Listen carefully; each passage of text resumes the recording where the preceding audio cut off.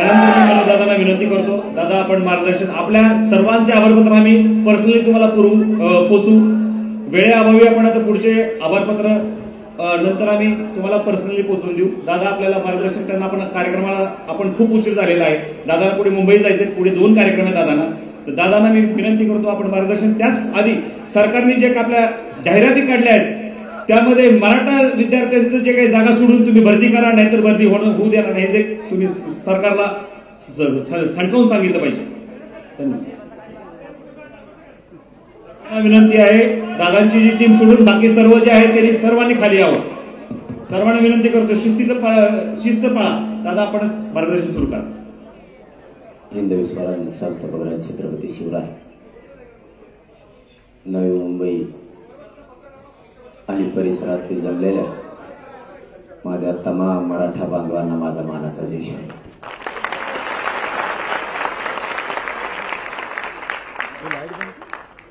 तुमच्या भरतीचा अगोदर क्लिअर करतो, म्हणजे मला पुढे जायला 2 महिन्यापूर्वी आपलं उपोषण सुटलं होतं. त्याच वेळेस आपण सरकारच्या वतीनं जे तिघ जण आहेत, ते तिघाच्या वतीनं 2 आलते मंत्री. त्याच वेळेस आपण त्यांना सांगितलं होतं की जोपर्यंत मराठ्यांना आरक्षण मिळणार नाही तोपर्यंत भरती करायची नाही, आणि जर तुम्ही केली तर मराठ्यांच्या जागा राखीव ठेवून भरती करायची. तसा शब्द त्यांनी त्यावेळेस दिलेला आहे. परत पुन्हा एक आठवण करून देतो. एक 10 ते 12 दिवसापूर्वी उदय सामंत साहेबांना आपण फोन करून सांगितलं होतं की ज्या भरत्या तुम्ही राज्यात करणार आहेत त्या थांबवण्याचा तुम्ही शब्द दिले नाही. पुन्हा म्हणू नका की मराठा रस्त्यावर उतरला म्हणून. तर त्यांनी सांगितलं आम्ही त्या शब्दावर ठाम येत. जरी भरत्या केल्या तरी मराठ्यांच्या जागा सोडूनच केल्या जाते आणि मराठ्यावर अन्याय होणार नाही. आता हा कार्यक्रम आपण ठेवलेला महाराष्ट्रातून लाखानं करोडोनं मराठा समाज या मुंबईच्या महानगरात आला आणि हा आपण केलेल्या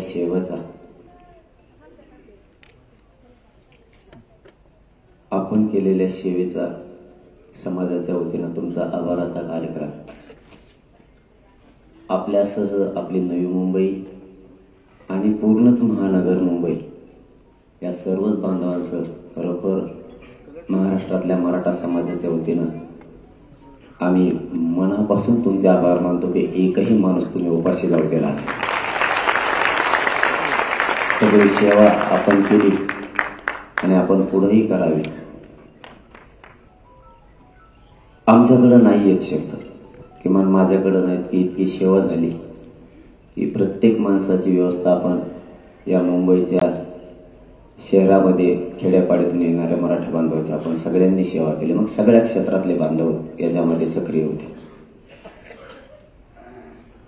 ही लढाई आणखीन थोडी राहिली, ही आणखी पूर्ण संपलेली नाही.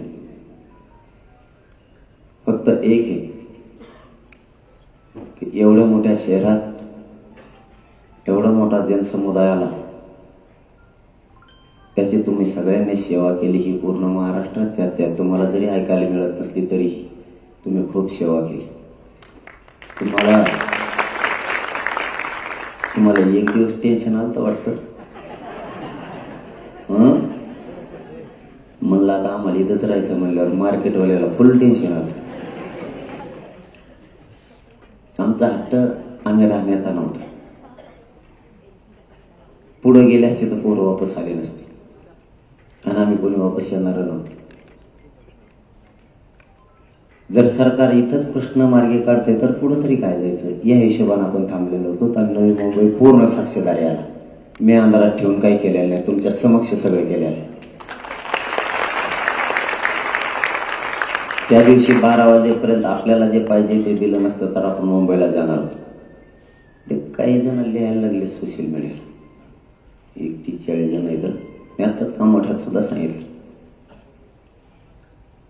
मुंबईला गेलं काय मिळालं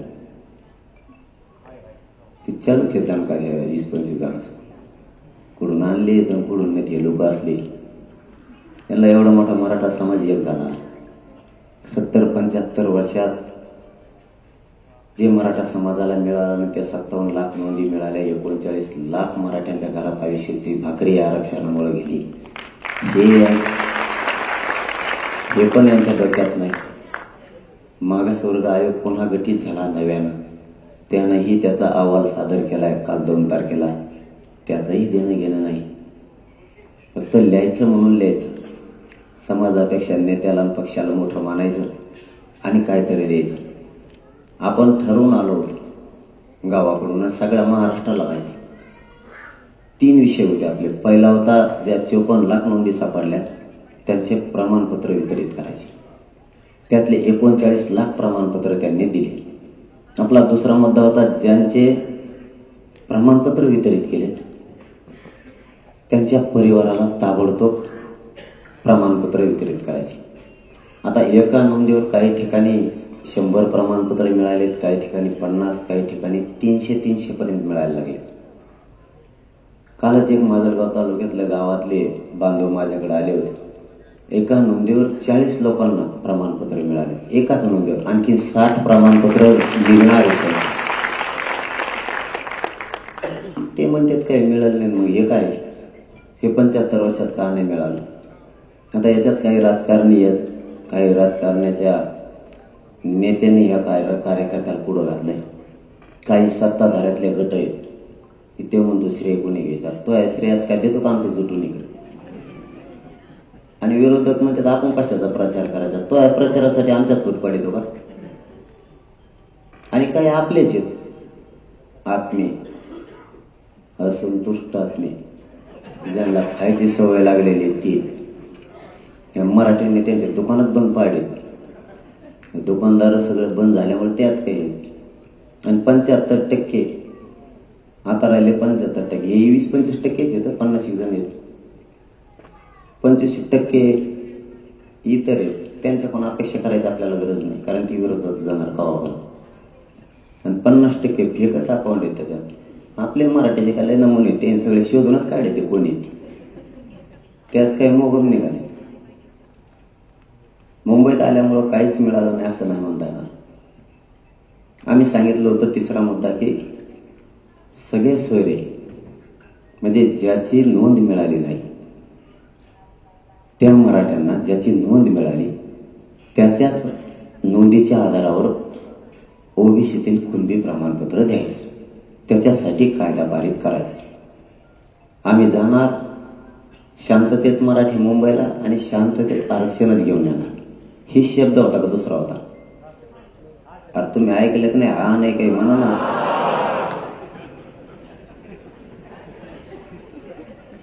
ह्यो शब्द होता की सगळ्या सोयऱ्यांच्या बाबतचा कायदा पारित करा. म्हणून मुंबईला आलो. मुंबईच्या वेशीवरच सरकारनं मराठ्यांचा धसका घेतला, कारण तिकडे जाऊन लोक आंघोळीच करायला लागले. आझाद मैदानावर गेले. एका पोराला कोण काय म्हणलंय VIP बनला इथं नको बसू तर ते आंघोळच करायला लागलं. ते निवड केले. 2-3% मुंबईत आले नाही. मागचं गबाळ सगळं आल्यावर काय करते? कोणतं तरी हॉटेल इथं मोठं, त्या हॉटेला पुढे एक गाडी घेऊन गेलं. त्याला म्हणले इथं बसत नसते तर दुसरीकडे बस. हा असंच काय तर हा. त्याने मग भातच शिजायला टाकला डांबरीवर. त्याला अंदाज आला हे जरा नमुनेबाजच दिसते, राहिल्यात जर आले तर काय होते. म्हणून त्यांनी या मराठ्यांचा धसका घेतला आणि सध्या विधानसभा सुरू नाही आणि 2001च्या कायद्यात बदल करायचा. कारण 2001च्या कायद्यानुसार ओबीसीला आरक्षण दिले. 1967ला एका शासन निर्णयावर दिलेले, 90ला मंडल कमिशनने दिलेले. पण ते सुधारित करून 2001चा ओबीसीचा कायदा आहे त्यानुसार मराठ्यांना आरक्षण द्यावं लागतं. कारण मराठ्यांची मागणी ओबीसी. आपल्याला जर वेगळं काय मागणं असतं तर शासन निर्णय झाला असता. आपली वेगळी मागणी नव्हती म्हणून शासन निर्णय नाही केला नसता. त्याच दिवशी शासन निर्णय झाला असता आणि सगळ्या सोयऱ्याचा जर शासन निर्णय झाला असता तर त्याच दिवशी उडाला असता. कारण त्याला 2001च्या कायद्यानुसार ज्यांना सवलती दिल्या ओबीसीच्या, मग 2004ची असं कुणबी आणि मराठा एक असल्याची 83 क्रमांकाला, किंवा 2006चा भटक्या विमुक्तांसाठी केलेला ज्या सवलती आहेत ते असेल, 2008चा असेल किंवा 2014चा कायदा असेल, हे 2001च्या कायद्यानुसार केलेले कायदे. कसं मराठ्यांना आरक्षण पाहिजे ओबीसी, मग त्या 2001च्या कायद्यातच दुरुस्ती करावी लागणार आहे. कारण तिथं आरक्षण नसलेल्या मराठ्यांना आरक्षण द्यायचंय सगळ्या सोयऱ्यांच्या माध्यमातून. म्हणून त्यांनी राजपत्रित अधिसूचना काढली. कारण सध्या विधानसभा सुरू नाही. आता 15 तारखेला अधिवेशन आहे. 15 तारखेला त्या अधिसूचनेचं रूपांतर ते कायद्यात करणार आणि त्याची अंमलबजावणी करणार. कारण तुम्हाला एखादा प्लॉट घ्यायचा असला तरी तुम्हाला अगोदर 15 दिवस जाहीर प्रकटन द्यावं लागतं, हे कोणाचं आहे म्हणून. त्यांनी अधिसूचना काढली. मग आपण सांगितलं होतं आम्ही शांततेत मुंबईत जाणार आणि शांततेत आरक्षणच घेऊन येणार. आरक्षणच घेऊन आलोत ना मग. कारण हे कायद्याचं राज्य आहे. आम्ही तिकडून सांगितलं आम्ही मुंबईत जाणार आणि आरक्षणच घेऊन येणार. मग ते काही गमेला ठेवलेलं की एखाद्या गुन्हे पिनीत बरोबर म्हणून घेऊन जायचे. हे कायद्याचं राज्य आहे. तुम्हाला इथं कायद्यात दुरुस्ती करावी लागणार आहे, तरच ते कायमचं टिकणार आहे. मोगम आंदोलन करून नाही चालणार तुम्हाला. तुम्हाला मागचा पुढचा सगळा सारासार विचार करून लोकही टिकले पाहिजे, आंदोलनही टिकलं पाहिजे, आरक्षणही टिकलं पाहिजे, लोकांचे हाल पण नाही झाले पाहिजे. ही सगळी मागची पुढची भूमिका घेऊन आंदोलन करायला लागतं. आणि मराठे आले आणि कायदाच मराठा आरक्षणाचं घेऊन गेले म्हणजे आरक्षणच घेऊन गेले म्हणून गुलाल फेकलेला आहे. आरक्षणासाठी कायदा बनवलाय म्हणून गुलाल फेकला. ती दिवाळी झाली त्या दिवशी. कारण 75 वर्षात जो कायदा बनवायचा होता मराठ्यांसाठी एकही बनलेला नाही. 75 वर्षातला सगळ्या सोयऱ्यांचा म्हणजे आरक्षण नसलेल्या मराठ्यांना आरक्षण देण्यासाठी सगळ्यात मोठा कायदा आहे. आणि हे जर बारीक असताना ती टोळी आपल्या विरोधात उतरलीच नसती याचिका दाखल करायला. टोळी सक्रिय झाली की नाही मुकादमासहित. मुकादमाचा तो वाज येतोच रे, मी एक दिवस थांब म्हणा त्याला.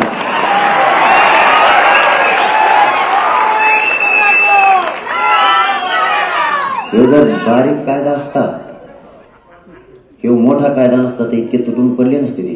त्याचा चेहरा बघितला तुम्ही अशा काळा होता तो लाल बघा.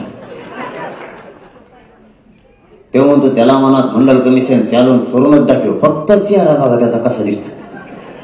त्याला माहिती आहे बावळे ही मंडल कमिशन चॅलेंज करेल म्हणलं खरंच करतं का गं.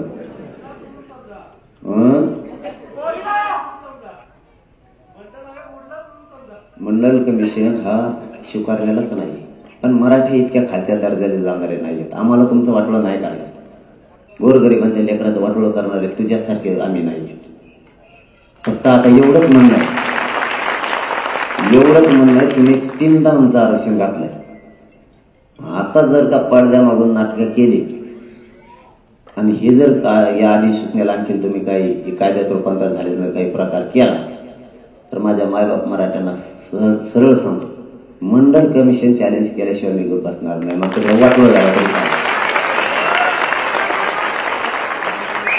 मग मला माझ्या समाजासाठी जे टोकाचं लढावं लागलं तरी लढत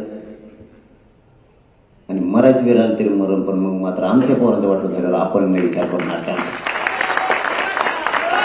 कारण मंडल कमिशन चॅलेंज होतोय आणि त्याला पक्का माहिती मंडल कमिशन चॅलेंज होतोय म्हणून तो असा लाल झाला. उघडं बोलायला लागला ते. आता म्हणतो नागाला म्हणतो चप्प्याच करू नका. ते येड पडतंय. मारतो का गोरगरिबाचे लोक. ओबीसीचा नेता म्हणून घेतो स्वतःला आणि त्यांना म्हणतो चप्प्या करू नको.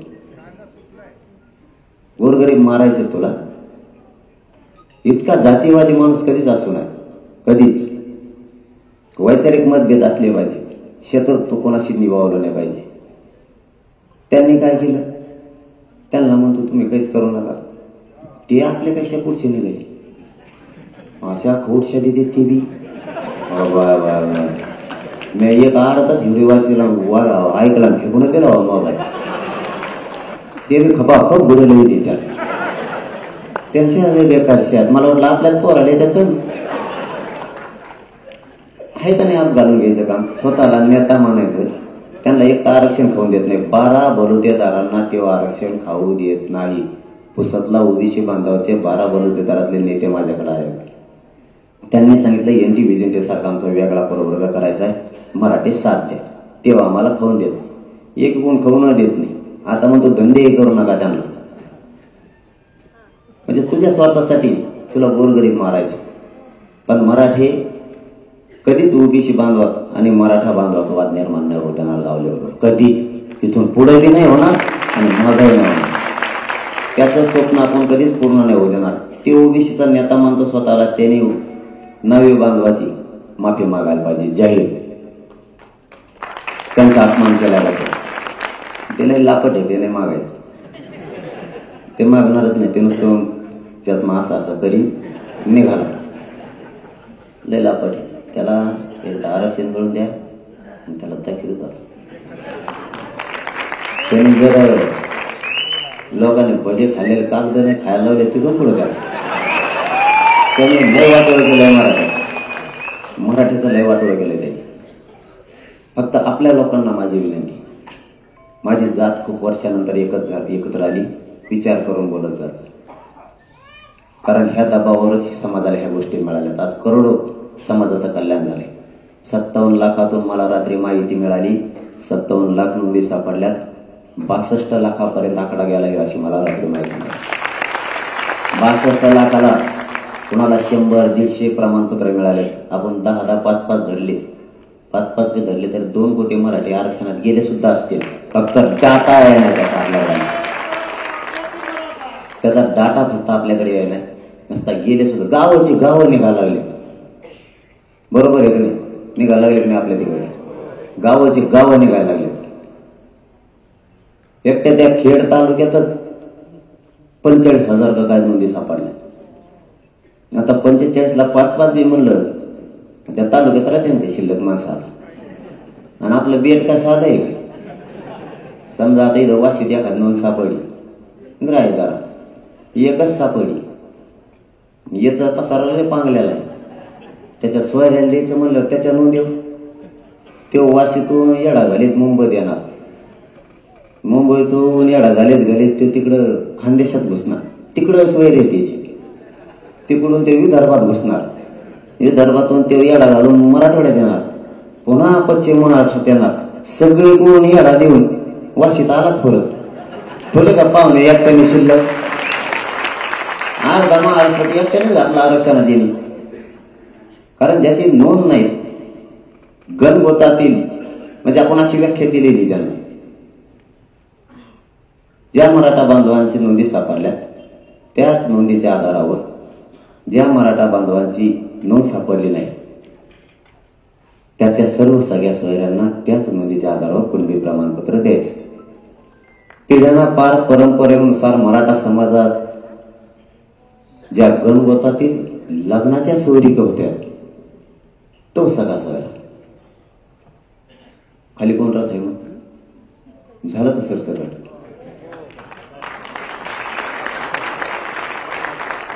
आणि ती टिकवण्याची जबाबदारी गुलालाचा अपमान होऊ द्यायचा नाही हे वाशीतच मी मुख्यमंत्र्यांना सांगितलं आहे.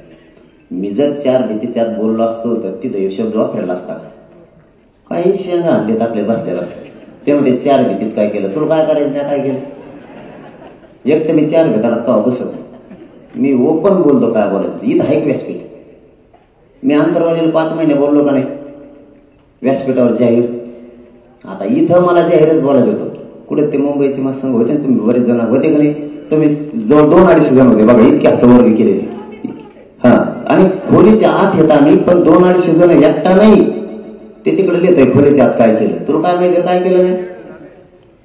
इथं सगळे वकील बांधव होते मुंबईचे साक्षाला. एका शब्दाचा 1-1 घंटा केस पाडला यांनी त्या सगळ्या सोयऱ्यावर. आणि नंतर म्हणले हे बरोबर आहे, म्हणलं म्हणून ओके मग. आणि ते कागद घेऊन समाजाच्या पोराला दाखवला, असं ठरलंय. आपल्याला जे पाहिजे होतं ते आंतरवालीत मिळो, नगरमध्ये मिळो, पुण्यात मिळो, नवी मुंबईत मिळो किंवा आझाद मैदानावर मिळो, ते आपल्याला इथंच मिळालंय. मग आझाद मैदानात जाऊन काय करायचं? तिथं बसायचंच होतं ना मग आम्हाला जाऊन.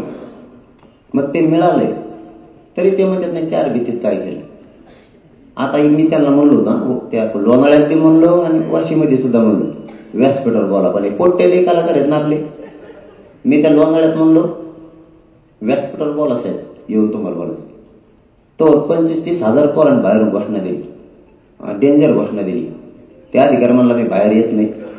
मी माघारी जातो. त्याची पातळच झाली एका घोषणातच. म्हणलं बोल जाऊ दे, आम्हाला मार्ग काढायचा काय आता. मी कुठं असलो ना माय बाप मराठ्यांना सांगतो, मी मराठ्याशी गद्दारी करणार.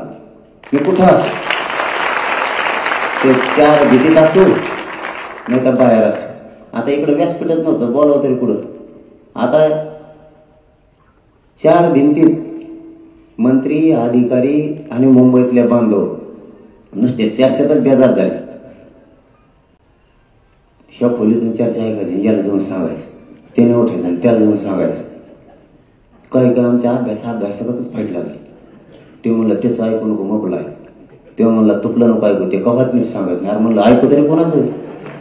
मग ते आमचं लफडं बरं आहे, आडानी आमचं ते बसव, ते मध्ये बसत नाही. म्हणलं बसवतो वाजत, कसं काय बसत नाही ते जमत. पण अभ्यासाकडे डोक्यानं असा खोराकच होता माणूस. मग तरी आम्ही सगळ्यांना विश्वासात घेऊन हे विषय मांडलेला आहे त्या दिवशी, कारण त्याला कायद्यात चौकटीत टिकवायचं होतं म्हणून. कुठं 4 भिंत कशाच काय, आणि काहीच मिळालं नाही. मुंबईला गेलो तर काय मिळालं. तुझी अशी इच्छा होती का मराठा समाजाचे लाखानं पोर आले ते मुंबईत मांडी घालून बसले पाहिजेत कायमचे, मिळालं तरी मग दंगल झाली पाहिजे, पोरं इकडं गुंतले पाहिजे सगळे. सुखरूप मराठ्यांना मिळालं, सुखरूप पोरं घरी गेलेत, हे नको आहे का तुला. एकाही पोराला खर्चाटला नाही, सगळे सुखरूप घरी गेले, हे नको आहे का धसका तुला असला. आणि ते म्हणतो मुंबईला गेल्यावर काहीच मिळालं नाही. आणि उगा 5-25 जण येतात माकडं कडून आलेत भिकारी चेहऱ्याचे. त्यांनी ते म्हणते मुंबईला गेल्यावर काहीच मिळालं नाही. त्यांची एक गोष्ट खरी आहे, मुंबईला गेल्यामुळं काय नाही मिळालं हे खरं आहे. आम्हाला करोडो मराठ्यांना मिळालं, त्याला नाही मिळालं हे खरं आहे. कारण त्याला गल्लीत हिंडला असं इकडे त्याला पैसे मिळेल नाही दिसत पुढं. त्याला पद पाहिजे, पद नसून मिळालं. त्याला सगळ्या दुनियाची खायची सवय मराठ्यांच्या जीवावर. त्याचं दुकान बंद पडलेलं आहे. कवर खातो मराठ्या जीवावर. होते ना लोकांचं कल्याण, गोरगरिबाचं. तुळशी शेण खाय थोडं, जमत नाही का. किती दिवस तुम्ही मराठ्यांच्या पोराचे मुडदे पाडणार आहेत असं करून करून. आणि प्रामाणिक काम करणारे नको आहेत त्यांना. कारण मी इतका चिकाटीनं करतो काम आहे, म्हणजे माझे पाटणे थोपटून घेता. कुणीच करणार नाही इतका चिकाटीनं करतो मी. 5 महिने झाले 24 घंटे एकच काम करतो, रात्र दिवस. आता मी 10 तारखेला उपोषणाला बसणार आहे. शेवटचे 2 दिवस आराम पाहिजे, कारण शरीर ओलं लागतं, कोरडं होता कामा नाही. तरीही मी रात दिवस फिरतोय. आज हे 7, रात्री 3 वाजले आम्हाला असे फोटो काढण्यात, ते चेंगरा चेंगरीत भरगडीत. आता इकडून तिकडून इथं आलो. आता इथं 5-6 वाजले असतील. आता आणखीन 4 बैठका आहेत मुंबईत, त्या करायच्यात, म्हणजे 3 इथंच वाजणार आहेत.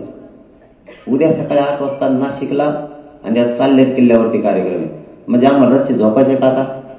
इथून निघणे साल्हेर किल्ल्यावर जाणार आहे. ते म्हणते 200-250 किलोमीटर आहे. म्हणजे तिथं आम्ही सकाळी 11 वाजता जाणार, तिथला कार्यक्रम करणार. तिथून वैजापूरला कार्यक्रम आहे संभाजीनगर जिल्ह्यात, तो कार्यक्रम करणार. तिथून बीड जिल्ह्यातल्या गेवराई तालुक्यातल्या भोगरगावला कार्यक्रम आहे 9 तारखेला. म्हणजे आम्ही जागेचा, रातची जागे, दिवसा जागेच. तिथं भोगरगाव जाणार. दुपारी 12 वाजता बीडला कोळवडी मांजरसुंब्याच्या घाटात कार्यक्रम आहे. तो कार्यक्रम 3-4 वाजता संपत. मला श्रीगोंद्याला संध्याकाळी 8 वाजता कार्यक्रम आहे नगर जिल्ह्यात. तो कार्यक्रमाला 12 वाजणार आहे संपायला. त्यांनी इतकी मोठी रॅली काढली, तिला 12 वाजणार आहे. तिथून मला अंतरवाली यायला 100% सकाळचे 8 वाजणार आहे. म्हणजे ती 10 तारीख मला बसायची उपोषणाला सकाळी 10 वाजता. इतकं सातत्यानं मी हे काम करतो. माझ्या डोक्यात काय नाही, पैसा नाही, पाणी नाही, ते मागच होतं. मग पैसा पद होतं ना, ते मागत होते. आंदोलन खूप पुढे गेलंय आता.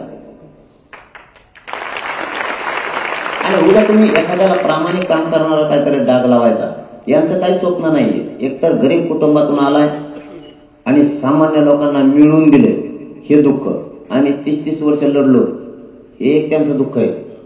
आता तो याच्याने काही नाही झालं, त्याला मी काय करू. ते म्हणतो मी लय दिवस वाचलं, मग आमचं असं झाला, तो वाचलं, मी काय करतो. डोक्यावर घेऊन हे ना पुस्तकं, मला काय करायचं.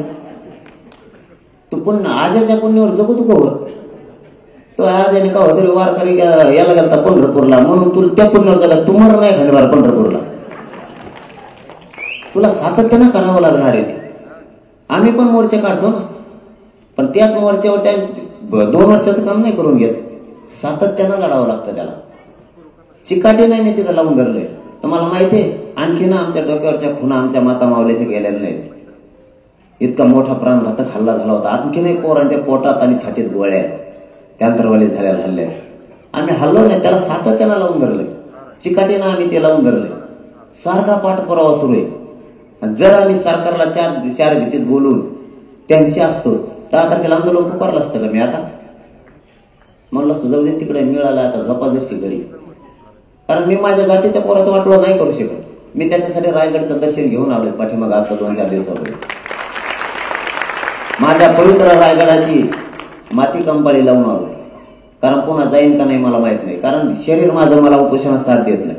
आणि हे आता जर बसलं ना तर काय होईल गॅरंटी नाही. कारण 1.5-2 घंटे जर चाललो बोललो तरी अंग थरथर कापतंय माझं. तरी मी जातीच्या लेकरासाठी माझ्या जीवाची पर्वा नाही करत की एक जीव गेला तरी चालत, पण करोडो लेकरांच्या चेहऱ्यावर आरक्षण देऊन हसू बघायचं म्हणून उपोषण केलं. आणि उद्या काहीतरी सांगत बसणार तुम्हाला पुढे इकडे तिकडे बोलतो रातभर बरं इतकं लांब लिहित होते व्हॉट्सअपवर. काय लिहितो रे तू? लय डोकं आहे तुला, वाटतं तुला हुशार आहे. इकडं हरकती मागितल्यात नाही, इकडं मर ना, इकडं हरकती दी, इथं म्हणणं म्हण. अबकड करा, तुपली व्याख्या दी सगळ्या सोयऱ्यांची. सरकार कसं घेत नाही ते मी बघतो. आणि तिथं फेसबुकवरून व्हॉट्सअपवर सोशल मीडियाला काय लिहितो?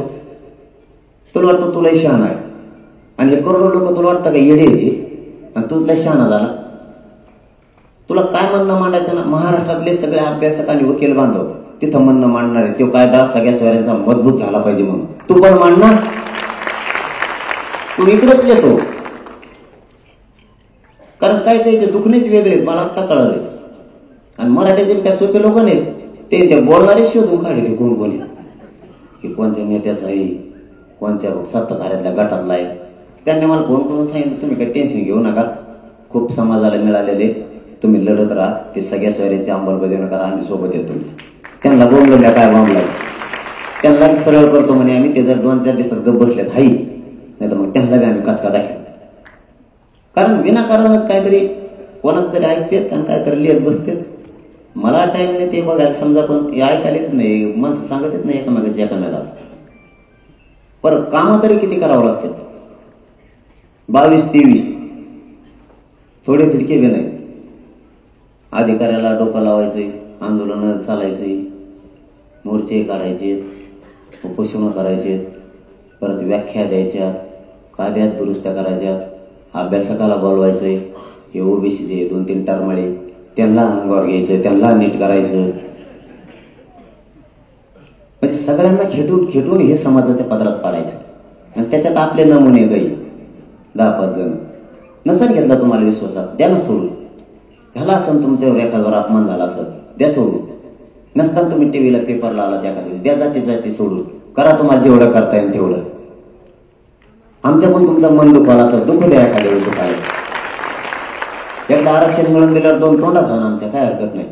पण आज ती वेळ नाहीये. ही जात खूप दिवसांनी एकत्र आली. ह्या दबावामुळे खूप कामं व्हायला लागलेत आपल्या समाजाचे. खूप वेगळा गट करतो कवर. आता गटाचे दिवस नाही राहिले आणि महाराष्ट्रातला अखंड समाज एकत्र आहे. आता तुम्हाला पुन्हा एक विनंती.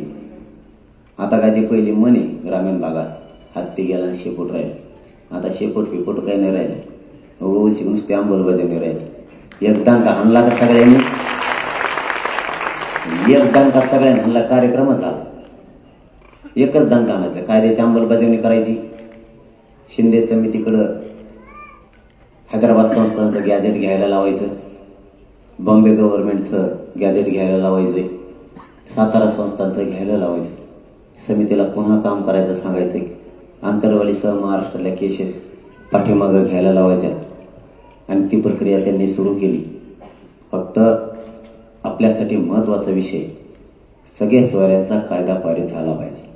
त्यासाठी महाराष्ट्रातल्या मराठा समाजाला माझी विनंती आहे, तुमच्या मतदारसंघात असणारे आमदार आणि मंत्री यांना फोन करून सांगा आपण आपल्या आमदारांना आणि मंत्र्यांना 15 तारखेला अधिवेशन हा कायदा पटलावर ठेवतील. आता अधिसूचनेचा अंमलबजावणी करण्यासाठी हा कायदा मजबूत होण्यासाठी एक मतानं सगळे आवाज उठवा म्हणून फोन करून सांगा. निवेदन सुद्धा त्यांना द्या. आणि मीही माझ्या मराठा समाजाच्या वतीनं सगळ्या आमदारांना आणि मंत्र्यांना आवाहन करतोय की गोरगरीब लेकरांचं कल्याण होणारे हा कायदा पारित करण्यासाठी आणि ह्या कायद्याची अंमलबजावणी करण्यासाठी तुम्ही सगळेजण एक मतानं 15 तारखेच्या अधिवेशनात आवाज उठवा आणि अंमलबजावणी करायला सरकारला भाग पाडा. कारण तुम्ही कोण कोण आमदार आणि कोण कोण मंत्री बोलणार आहेत हे 15 तारखेला माझे करोडोच्या संख्येने मराठी अधिवेशनाकडे टीव्हीच्या माध्यमातून डोळे लावून बघणार आहेत. कोणचा आमदार कोणचा मंत्री आपल्या कायद्याच्या बाजूने बोलतोय. एकदा एवढ्या कायद्याची अंमलबजावणी झाली आयुष्यभर आपल्या लेकराचं कल्याण झालं. काहीच हट्ट नाही आहे. आपला तेवढाच हट्ट आहे की पुन्हा एकदा जीवाची बाजी लावून आमरण उपोषण करायचं आणि कायद्याची अंमलबजावणी करायला लावायची. काही झालं तर अंमलबजावणी करायला लावायची म्हणजे लावायची. आता झाली दिवाळी. एकदा तुम्ही नुसती त्याची अंमलबजावणी होऊ द्या मग त्याला म्हणा तू महादिवाळी बघायला गुलाल कसला असतो नुसता बघायला. आणि विजय सभावे कशाला म्हणते तो फक्त बघ म्हणा. त्याला मागच सांगितलं होतं तो म्हणला 3 कोटी लोक आलते. त्याला सांगितलं तो एखाद्या लिंबा झाडाखाली उभा राहा नाही तर पुलावर उभा राहा वय घेऊन राहिलं नाही गाव चाललेलं. आता म्हणते 3 कोटी आलते. आता आणखीन तुला आमंत्रण आहे मग आजच परत म्हणून मला आमंत्रण दिलं नव्हतं. विजय सभाला एखाद्या पुलावर रजिस्टर घेऊन उभा राहा. किती मराठी येतात लिहाय वय जरा आरटीओ एखाद दिवशी मर जरा नुसतं बोंबलतं कुंकड काही बोलवलं कुंकड. मग ते एक शब्द बोललं मग मी कथाकच बोलवतो कुंकड. ते परत म्हणतं माया मागा लागलं. तुला कोण सांगितलं मराठीत मध्ये बोलायचं. मग हे इंडत आहे बाजाराची वही घेऊन बाजाराची पिशीन त्याच्यात कागद टाकली. कोणत्या त्या संपादकाकडे जातो टीव्ही चॅनल त्यांना म्हणतो तुमच्या दम असला वाचून टाकाय तू तुकलाच वाचव ना. कारण हे बोलत मराठ्याच्या विरोधात मराठ्याचे पोट्टे शेतात बसल्या बसल्या घोडेला येते कागद त्यांनी त्याचे कागदच बाहेर काढले. तेव्हा तो बघा किती घाणेरडे बोलतात मला. तो काय बोलणार मग आरक्षणाच्या विरोधात. हे पोरं बी असलेत नमुनेत कुठून शेत सापडून आणतात काय म्हणजे इतके खोड शिदी देत 2 दिवस जेवण जात नाही बा माणसाला. कोकड बरळलं तर पावसाळ्याला सगळ्या जमण्यात ते खातं कोणाचं बी सगळं कुटुंब अडचणीत आणलं स्वतःचा सगळा उभी समाज अडचणीत आणला. आणि आता तर लालच पाड आहे. कारण त्याला काय झालंय बरं का मान्य करायला पाहिजे. आता तेव्हा नाही करणार पण आपण मराठीची जात हवी. आपण चेहरे वाचूनच कळत होती याला काय वाटतंय. त्याचा चेहरा सांगतो त्याला काय वाटतं. एक तर हे बारकोस घे मी एक तर शेतकऱ्याच पोरग मी एवढा मातंबर मी छाती ठुकीत होतो मराठ्यांना ओबीसीत येऊ देणार नाही. ते म्हणतात एवढं घे ते आलं ना ओबीसीत त्याचा त्याला अपमान वाटतं. एखादा मातंबर पुढून असतात ते म्हणलं असतात खेटायला माझ्या बरोबरीच होता. मग मी जर तुला बेजार करू शकतो हे लपड जर तो माघार तुला दुसरीकडेच राहायला जावं लागेल. समाज मागा लागल्यावर तर मग तो कार्यक्रमच झाला. मॅच बेजार केला तेच ना काळजी करतो मी लयच खंबीर आहे त्याला नुसतं बोलून द्या त्याला वाजवितोच त्याला सोडितच नाही. आता तर पक्षच काढाय त्यांनी आता काढायला लावलाय. मला मीडियाच्या बांधवांना सांगितलं मला माहित नाही पक्षच काढायला लावला. त्या बांधवाला मी मागच सांगितलं त्याच्या नादी लागू नका. एनटी व्हिजेंटीचं आरक्षण आहे मागत नाही ते वेगळा बांध पडलेला आहे. त्या आरक्षणाला मराठ्यामुळे धक्का लागतच नाही. ते नादीतोय तुम्हाला. वंजारी बांधवाने धनगर बांधवाच्या आरक्षणाला मराठ्यामुळे धक्का नाही लागला कारण ते वेगळा प्रवर्ग केलाय त्याचा. ते नादीतही ते पळाले. आता त्यांना पक्षच काढायला लावला. ते हे थोडे दिवस थांबन हे कुंकडं जात आहे राशीत निघून जाईल. तुम्हाला थोडं पडायची वेळी याच्या काय नादी लागतात. तुमचं वर्चस्व आहे तुमची प्रतिष्ठा याच्यासाठी नका घालू. गेले शहाणा नाही ज्या पक्षात राहत ते पक्षात मोडी देते. ते कोंकड उडी आणि कोंकड मै सुद्धा होत नाही माणसाला राज्यात जाते कोंकड तरी. ते आता नुसता बघतोय मराठी ओबीसी आरक्षणात गेले आता काय करायचं मग भांडण लावायचं बघत आहे. तू आणखीन काहीच नाही तुला पुढं लय बघायचंय बाळा. तो चष्म्याचा काचा बदलून ठेवा आता. आणि तुला आणखीन जर सांगतो माय नागेत लागू नको मेले नमुना आहे. तू जर गप बसला भाई जाऊ द्या माय बाप होतो, मला एकदा सांगतो, एकदा आरक्षण मिळून द्या, त्यात किती दम आहे मला बघायचं जातं, बघतो मी त्याचा.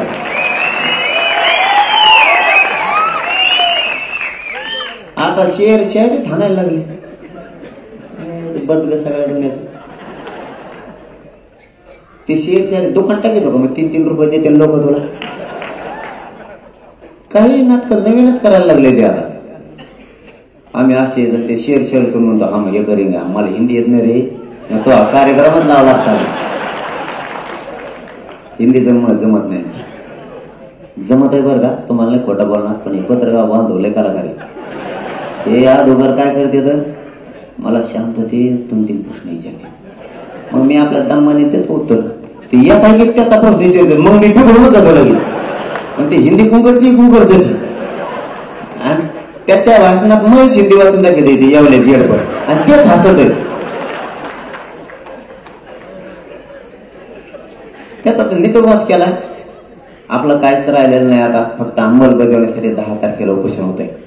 माई बापा हो, स्वतःच्या लेकरासाठी इथं श्रीमंत मराठ्यांचा, गरीब मराठ्यांचा सगळ्याचाच फायदा आहे. सगळ्याचेच लेकरं या आरक्षणामुळे मोठे होणार आहेत, कारण या आरक्षणातून राज्यासह केंद्रातल्या सगळ्या सवलती तुम्हाला घेता येणार आहेत, सगळ्यांचे फायदे होणार आहेत. 10 तारखेला आमरण उपोषण उभं पुन्हा सुरू होते, ताकदीनं पुन्हा एकदा उभा राहा, इतक्या ताकदीनं राहा, अंमलबजावणीच कायदे झाले पाहिजे, त्याशिवाय मी उठत नाही. तुमचे पुन्हा एकदा तुमचे सगळ्यांचे मनापासून आभार मानतो, कारण लांब जायचंय आम्हाला, पण आणखी इथले 4 करून तिकडे त्या साल्हेरला जायचंय, म्हणून पुन्हा एकदा तुमचे आभार मानायला अंमलबजावणीवर हटू नका. तुमचे मनापासून पुन्हा एकदा आभार मानतो. दादा राईट साईडून खाली जाणार आहे, त्यामुळे